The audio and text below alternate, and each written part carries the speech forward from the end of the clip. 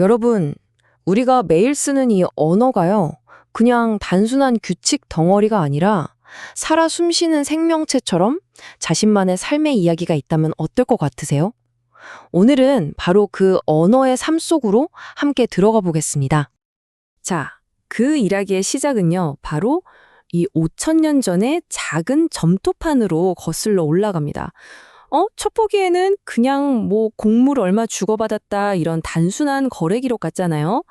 그런데 말이죠. 어쩌면 이 안에 인류 역사상 최초로 기록된 이름이 숨겨져 있을지도 모릅니다.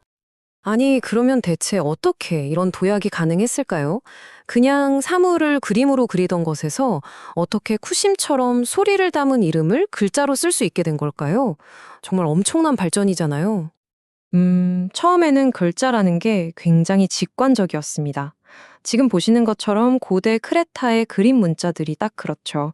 사람 모양을 그리면 사람, 눈을 그리면 눈. 아주 단순하고 명확했습니다.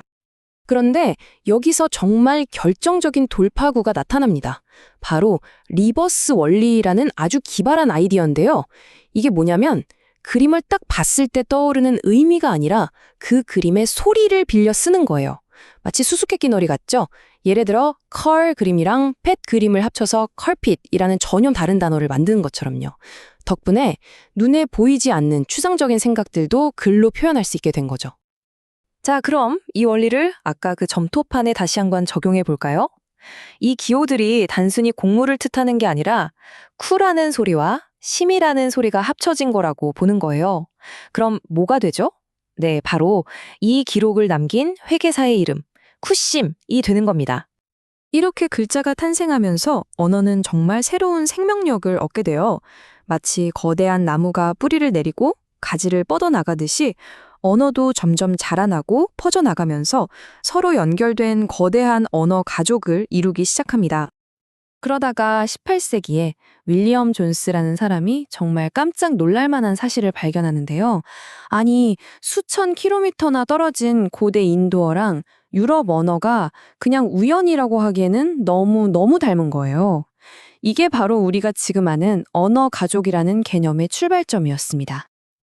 그 결과가 바로 이 지도에 고스란히 나타나 있습니다. 보세요. 수많은 언어들이 마치 나뭇가지처럼 대륙을 가로질러서 쫙 뻗어 나가고 있죠. 이 거대한 언어 가족들이 사실은 모두 하나의 공통된 조상 언어에서 시작됐다는 겁니다. 정말 장관이죠? 근데 이야기는 여기서 끝나지 않아요. 더 흥미로운 건 같은 가족 안에서도 언어는 절대 가만히 있지 않는다는 겁니다. 마치 살아있는 생물처럼요. 아주 미묘하지만 또 예측 가능한 방식으로 끊임없이 변해간다는 거죠. 야코프 그림 같은 언어학자들이 바로 이 변화 속에서 일정한 법칙을 찾아냈습니다. 예를 들면 이런 거예요. 수많은 유럽어와 인도어의 조상이 되는 원시 인도 유럽어라는 게 있는데 여기서 쓰이던 특정 소리가 시간이 흐르면서 아주 체계적으로 다른 소리로 싹 바뀌는 거죠.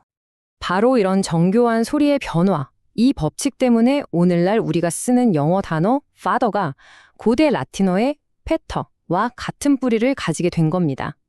단어 하나에 수천 년의 역사가 담겨 있는 셈이죠. 신기하지 않나요? 그리고 언어의 이런 끊임없는 움직임은요, 우리가 골치 아파하는 것들도 설명해줘요. 바로 복잡한 영어 철자법 같은 거예요.